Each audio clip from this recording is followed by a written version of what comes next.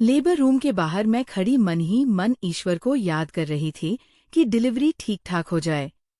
मैं नानी बन जाऊं तो प्रसाद चढ़ाऊंगी। नेहा अंदर दर्द से तड़प रही थी।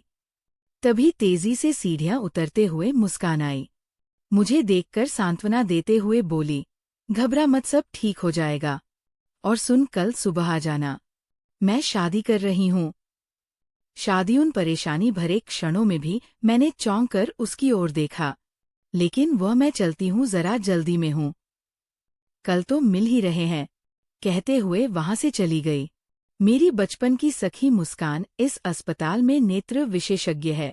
उसने आज जन्म कुंवारी रहने का फैसला किया था। फिर अचानक इस उम्र में शादी, जबकि मैं नानी बनने जा रही हूँ। मैं हैरान थी। अभी हफ्ते भर पहले ही एक कार्यक्रम जिसमें विवाह पीड़ित परित्यक्ता अविवाहित महिलाओं की स्थिति पर बहस की जा रही थी, इसमें मुस्कान ने भी भाग लिया था। तब मैंने उसे ठाठ से कहते सुना और देखा था कि वह अपने कुंवारे रहने के निर्णय पर अडिग और खुश है।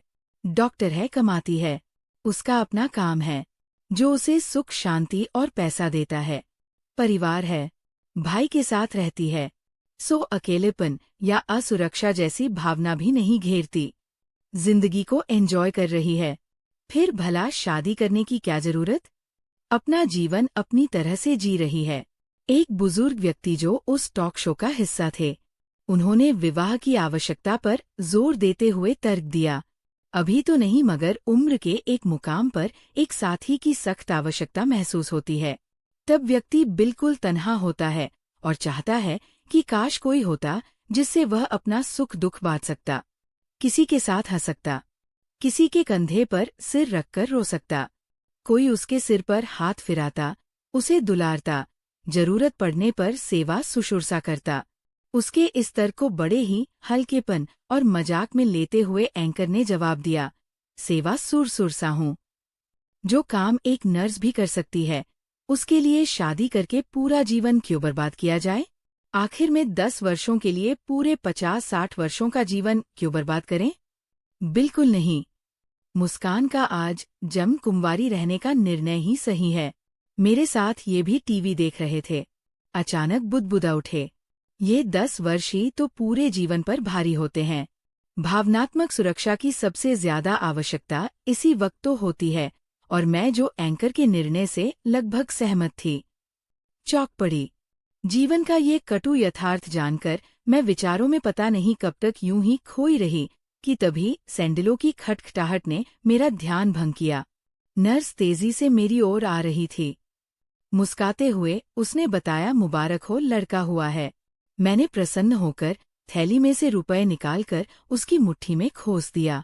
उसने कुछ इस तरह होठ तिरछे किए जैसे कह रही हो कि बस इतना ही, इतनी बड़ी खुशखबरी दी है लड़का होने की। वैसे मुझे तो कुछ फर्क नहीं पड़ने वाला था, लड़की होती तब भी मैं इतनी ही खुश होती। फिर भी उससे कहा, अभी इतना ही ले लो फिर, और दे दूंगी। अभी है नहीं नेहा, तो ठीक है ना, सब नॉर्मल हुआ है ना? वो हामी में सिर हिलाकर चली गई। उस पूरे दिन व्यस्त ही रही। घर से अस्पताल, अस्पताल से घर के कई चक्कर काटने पड़े। घर आकर फोन के साथ उलझी रही। कुछ समय नेहा के ससुराल और कुंवर साहब को खबर की। कुछ और भी शुभचिंतकों को खुशखबरी दी। कुछ बधाई के टेलीफोन भी आए। बात फैलने में देर ही कितनी लगती है इस सैटेलाइट युग में।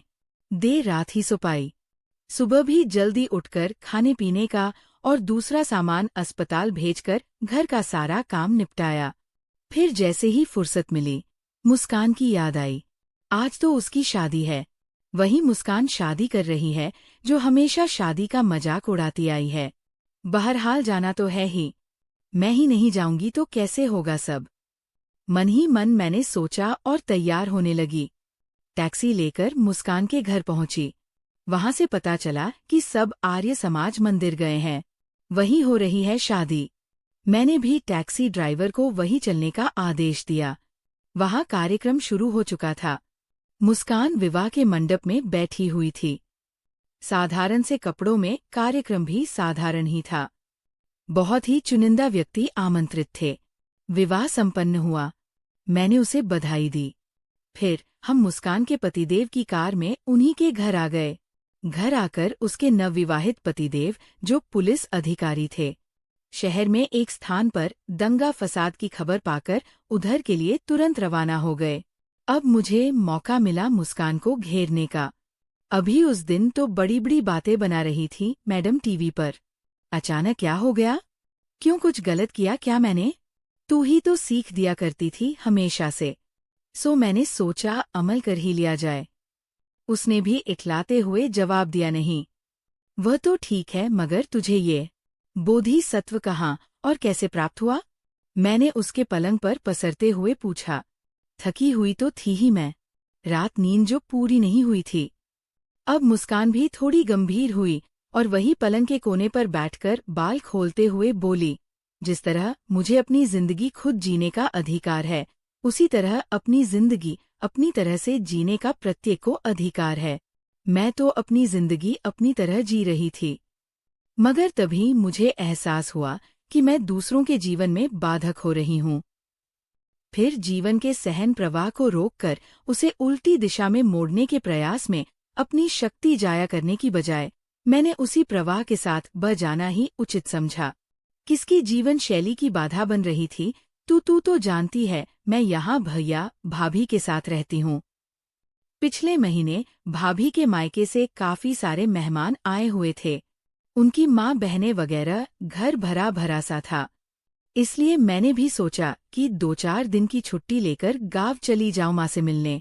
तब तक ये मेहमान भी चले जाएंगे और भाभी भी पूरा वक्त गुजार सकेंगी उनके साथ। मुझे लगा मेरी उपस्थिति में शायद वे लोग खुलकर बात नहीं कर पाते थे। भैया भाभी के लिए चाहे मैं अपनी हूं, पर उनके लिए तो मैं पराई ही थी। सो मैंने एक बैग में थोड़ा सा सामान डाला और चल पड़ी बस स्टैंड। काफी देर खड़ी रही, पर कोई बस आई ही नहीं। फिर जब बारिश भी होने लगी तो मैं गाँव जाने का इरादा त्याग कर वापस घर आ गई। घर के नजदीक पहुंची तो लगा कि महफिल जमी हुई है। भाभी और उसकी माँ बहनों की जोर जोर से बातें करने की आवाज दूर से ही आ रही थी। सीढ़ियों पर आने के बाद तो सब कुछ बिल्कुल स्पष्ट सुनाई दे रहा था। अनायास मेरे पाँव ठिठक गए। सीढ़ियों पर ही जब उनकी बातों में मुझे अपना जिक्र सुनाई दिया। ये मेरी भाभी की बहन की आवाज थी। दीदी तेरे तो ठाठ है, जीजाजी भी कमाते हैं और तेरी ननद भी कमा कर घर भरे जा रही है। कहाँ ले जाएगी? कोई आगे है ना पीछे, सब तुझे ही मिलने वाला है।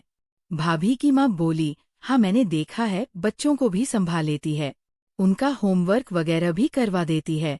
तेरे तो मौज है, वरना हमें तो बड़ी माथापच्ची करनी पड़ती है। बच्चों के साथ पहले खुद पढ़ो, फिर बच्चों को पढ़ाओ। ये भाभी की बड़ी बहन की आवाज थी। अब भाभी का गंभीर विषाद पूर्ण स्वर सुनाई दिया। पैसों की हमें कौन सी कमी है जो ननंद जी की कमाई पर नजर रखें और बच्चों के लिए ट्यूशन भी रख सकते हैं। सबसे बड़ी बात है स्वतंत्रता, वो तो नहीं मिलती ना, हमेशा उनका ख्याल रखना पड़ता है। एक तो ननद, वह भी बड़ी, उस पर अविवाहिता, थोड़ा लिहाज तो रखना ही पड़ता है, घर में भी और बाहर भी। यह मेरे लिए कुछ उपहार भी लाते हैं तो उनके लिए भी लाना पड़ता है। सो मुझे उन उपहारों को देखकर कोफ्ती होती है। खुशी नहीं सोचती हूँ, इससे तो ना लाए, वही अच्छा। वे कहती है मैं अपनी जिंदगी अपनी तरह से जीना चाहती हूँ, अपनी तरह से बंधन मुक्त, और इधर हमारा जीना मुश्किल कर रखा है। ये नहीं सोचती कि हम भी तो अपनी जिंदगी अपनी तरह से जीना चाहते हैं। हमारा तो पूरा समय उनकी फिक्र चिंता करके ही बीतता है। जरा देर हो जाए तो लगता है अरे अभी तक आई नहीं। क्या बात है? दुख बीमारी में उनका खास ख्याल रखना पड़ता है ताकि उन्हें अकेलापन महसूस ना हो। तुम्हारे जीजाजी भी नौकरी में बड़े व्यस्त रहते हैं, मुश्किल से थोड़ा बहुत समय निकाल पाते हैं मेरे और बच्चों के लिए, तो उसका भी काफी बड़ा हिस्सा ये हड़प कर जाती है। अब घर में आएंगे तो कुछ देर तो उनके पास भी बैठेंगे ही, चाहे औपचारिकता वैसे ही सही, दीदी कैसी हो, क्या चाहिए वगैरह बातें होगी। फिर कहीं घूमने जाओ, सिनेमा या बाजार, तो उन्हें भी साथ लेना पड़ता है। छोड़ भी तो नहीं सकते अकेले, और उनके साथ होने से कुछ भी एंजॉय नहीं कर पाते। मेरी अपनी कोई अहमियत ही नहीं है, मगर क्या करें, निभाना तो है ही। सो निभा रहे हैं। भाभी ने गहरी सांस ली। कुछ देर चुप रही, फिर बोली शादी कर लेती तो खुद भी सुखी होती अपने घर परिवार में, और हम भी यहाँ सुख से रहते। अपना जीवन जीते बंधन मुक्त मैं जैसे चाहती अपने बच्चों को रखती, अपने संस्कार देती, बच्चे भी बुआ से ही चिपटे रहते हैं। मेरे पास भटकते भी नहीं, क्या करूं, कुछ कहती नहीं हूं कहीं उन्हें बुरा ना लग जाए, मगर इधर मुझे एहसास हो रहा है कि मैं बहुत तन्हा व पति और बच्चों से दूर होती जा रही हूं। सिर्फ ननंद जी के कारण सभी को उनकी ही फिक्र रहती है, उन्हीं से सहानुभूति है सबको, मुझसे नहीं, पर क्या करूं, सहे जा रही हूं। बस मुस्कान ने गोद से तकिया उठाकर पलंग पर रखा और उस पर अध लेटी होकर बोली। यह सब सुनकर पहले तो मैं सन ही रह गई। मैंने तो कभी सोचा भी नहीं था कि भाभी को भी मेरे कारण कभी कोई परेशानी हो सकती है। मैंने कल्पना ही नहीं की थी इसकी। मैं अपना जीवन जीने में इतनी व्यस्त थी कि मुझे पता ही नहीं चला कि अनजाने में ही सही मैं किसी के जीवन में हस्तक्षेप कर रही हूँ, उनके जीवन प्रवाह में बाधक बन रही हूँ। खैर उस समय तो मैंने स्वयं को संयत कर लिया और इस तरह मुस्कुराते हुए घर में आ गई धर-धराकर, जैसे कुछ सुना ही ना हो। पहले तो सब एकदम सक्का गए, फिर मेरी सरल मुस्कान देखकर सहज हो गए। बातों का रुख दूसरी ओर मुड़ गया।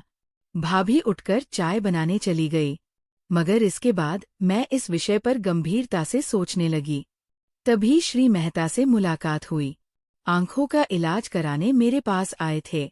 विधुर थे, 2 बच्चों के पिता। मिलजोल बढ़ा, मित्रता हुई, मित्रता प्रगाढ़ हुई और हमने विवाह का फैसला कर लिया। मुस्कान ने अपनी बात खत्म की ही थी कि तभी पुलिस कमिश्नर साहब की गाड़ी का हॉर्न सुनाई दिया। वे लौट आए थे। शायद मैं तुरंत उठ बैठी, मुस्कान से कहा, अच्छा चलती हूँ, अब तुम्हें और ज्यादा बोर नहीं कर सकती आज, वरना पुलिस वाक्य मैंने जानबूझकर अधूरा छोड़ दिया और हम दोनों ही खिलखिलाकर हंस पड़े। हाथ पकड़े मुस्कान मुझे गेट तक छोड़ने आई। मैंने उसका हाथ दबाते हुए विदा ली।